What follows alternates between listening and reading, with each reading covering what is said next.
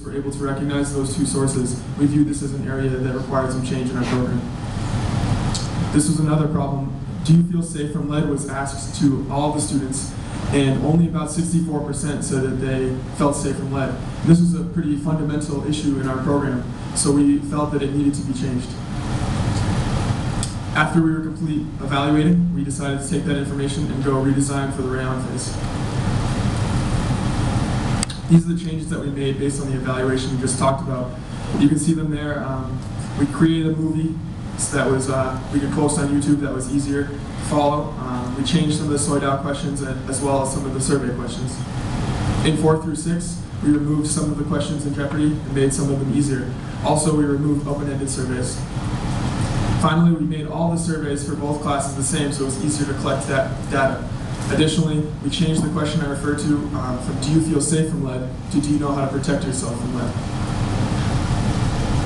We also have a website which is written in Thai, and the teacher can download our lesson plan from the website, and another material such as poster and stickers, and we have the video from the news video from YouTube.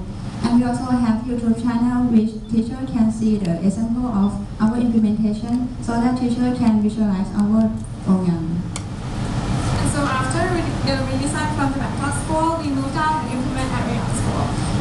We implement at Rayon School with 2 classes, grade 3 and grade 5, and then we did the activity the same as the one that we implement at backlog school with the third grade students watching the short story, and then the 5th graders playing the Jeopardy game. Here I have 2 short video clips for you from our implementation at Rayon School with the 3rd grade watching the short video and followed by the 5th grade playing the game.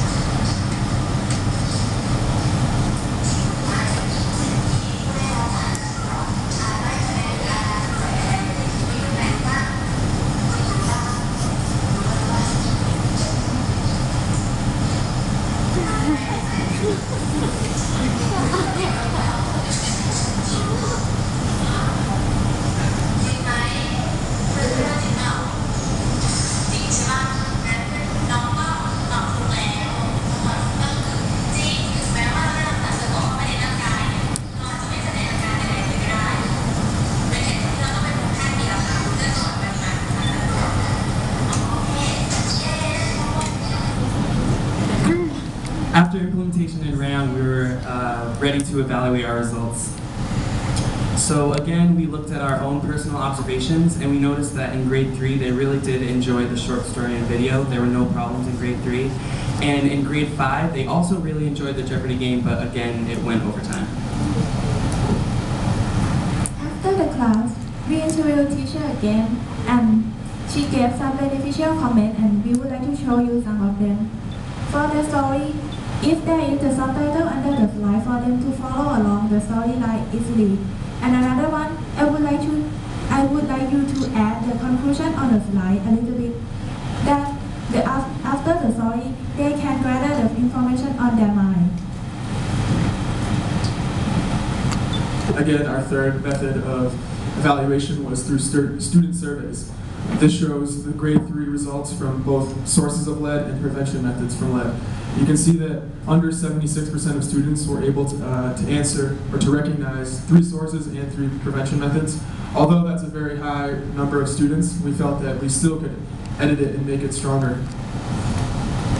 Here is the pre-survey and post-survey results from grade 5. And we have very strong results for wash hands and drink milk, and also the other 2, but we felt that again, we have some room for improvement on our final revisions.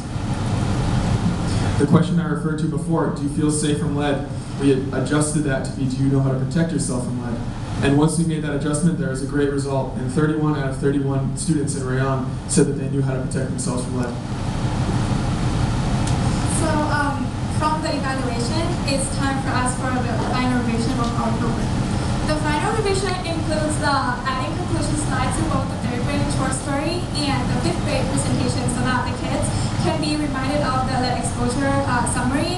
And then we also added the subtitle to the short story, like one of the teachers from Bangkok School commented to us, so that the student can follow along the storyline more clearly and easier. And now we'll see how much the student learned from us after our implementation. Trevor will tell you all about it. So these two questions here were two of the questions that we asked every student. They're pretty fundamental in our entire program. Can chemicals in the environment be unhealthy, and can lead make you sick?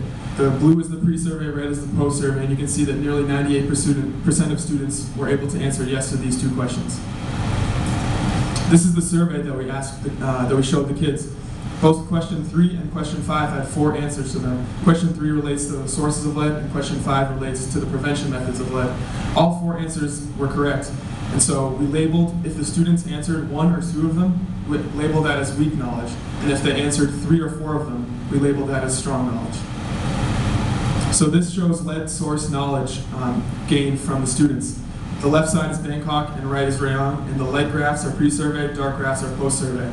So you can see in both the lead, both Bangkok and Rayon, they had large increases of knowledge from pre-survey to post-survey.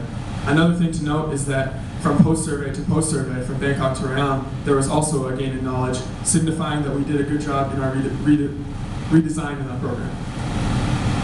Here are 2 pie graphs showing exposure prevention knowledge, and this is what I refer to with the strong and weak knowledge here.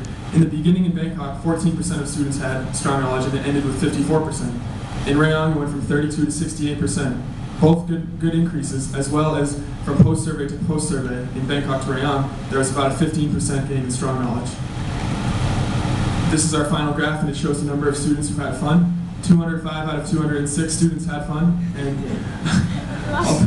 this is a funny graph, but it was also very important to us because we really wanted to make a program that engaged students.